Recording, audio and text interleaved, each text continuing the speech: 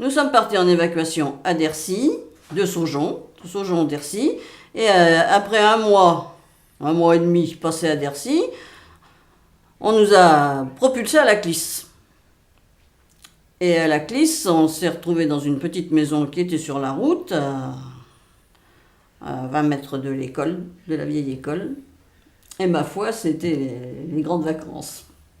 Pour nous, c'était les grandes vacances. Même avec l'école, parce qu'on faisait lire les enfants, c'était une classe unique, on faisait lire les enfants.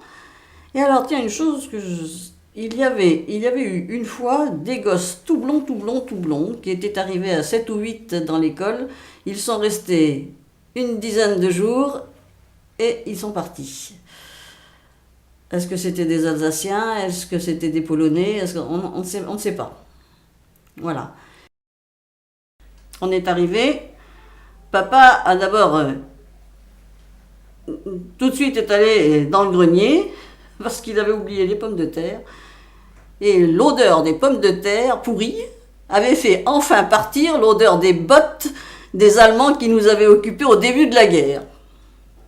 Parce que tout le grenier, la pièce qu'ils occupaient, avait pris une odeur de cuir de bottes allemandes on n'arrivait pas à en débarrasser la maison. Et ça a été, on l'a perdu avec l'odeur des pommes de terre pourries. Dans le jardin, on a filé dans le jardin, et dans le jardin, on était perdus dans une marée, dans une mer de végétation.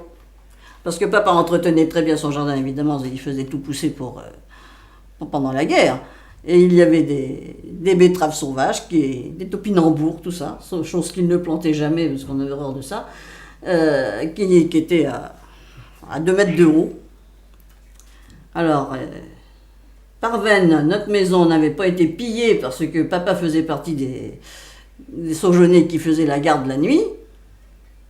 Sa maman aimait pas parce qu'il partait en vélo de la Clisse à Saujon, et il passait la nuit, il rentrait que le matin, et c'était quand même assez dangereux. Et je sais pas par quel moyen, mais on a pu avoir deux prisonniers allemands qui nous ont nettoyé le jardin entièrement. Et maman les nourrissait, et elle disait pauvre gars, surtout que moi j'étais très blonde avec les cheveux bien raides, et ils m'embrassaient comme les soldats quand ils étaient glorieux et tout ça. Quand j'étais dans le magasin, ils entraient et puis ils m'embrassaient aussi. Ils me faisaient une peur.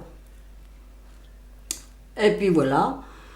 Alors pour ce qui est du pillage, alors dans Saujon même, ceux qui avaient pu garder leur maison et sauvegarder les voisins, c'était pas trop pillé, mais tout ce qu'on a pu retrouver, mélangé les uns chez les autres, dans la Seudre, je vous dis, alors, la Seudre, sous le pont de la rue Carnot, était entièrement pavée de service à vaisselle en miettes. Nos 2 vélos de gosse, on les a retrouvés en morceaux dans la Seudre. Il y avait des échelles, il y avait tout ce que vous voulez, c'était dans la Seudre. Et nous, quand on est rentrés, ce qui m'avait fait le plus mal au cœur, c'était mon nounours. J'avais un superbe nounours rose, et je l'ai trouvé. J'ai trouvé ses jambes dans les cabinets, alors ce qu'il faisait avec, ses bras dans le grenier, et le pauvre nounours était dans le hangar, et il y avait un nid de souris dedans. Voilà, ça je me souviens. Mais s'attaquer comme ça au jeu des gosses, c'était vraiment du vandalisme. Ils ont cassé. Ils ont volé. Et c'était les FFI. Et c'était les FFI. Je suis désolé, mais c'était les FFI. Et c'était la division violette qui occupait Saujon. Et pourtant, ils n'étaient pas voleurs, hein, en principe, parce que quand on était à la Clisse, papa avait réussi à sauver sa camionnette, et elle était cachée derrière 2 rangées de paille dans un des hangars que les FFI occupaient. Alors, s'ils avaient voulu fouiller un petit peu et prendre la camionnette de papa, ils l'auraient fait. Mais je sais dans la Dordogne, tous les prisonniers de droit commun avaient été aussi libérés. Alors, la conclusion logique, il ne faut pas accuser ceux qui avaient des fusils, mais peut-être bien les autres, hein. C'est-à-dire les FFI de la dernière heure. Voilà. Quand on était à la Clisse, on allait se faire ferrer nos chaussures chez le maréchal Ferrand, qui était en haut d'une pente. La petite côte qu'il y a dans la Clisse.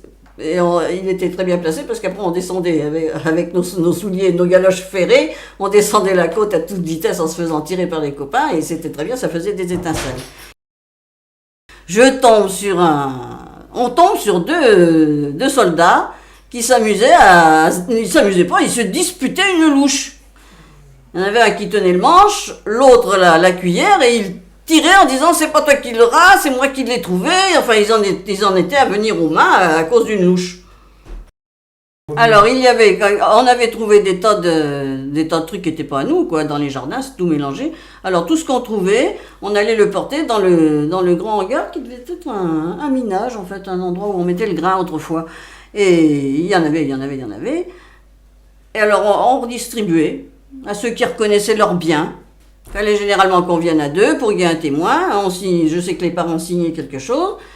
Et c'est comme ça que papa, ayant perdu une échelle et ayant perdu une bâche, il s'est retrouvé avec une échelle, une bâche qui n'était pas à lui, mais qu'on lui a donnée en compensation.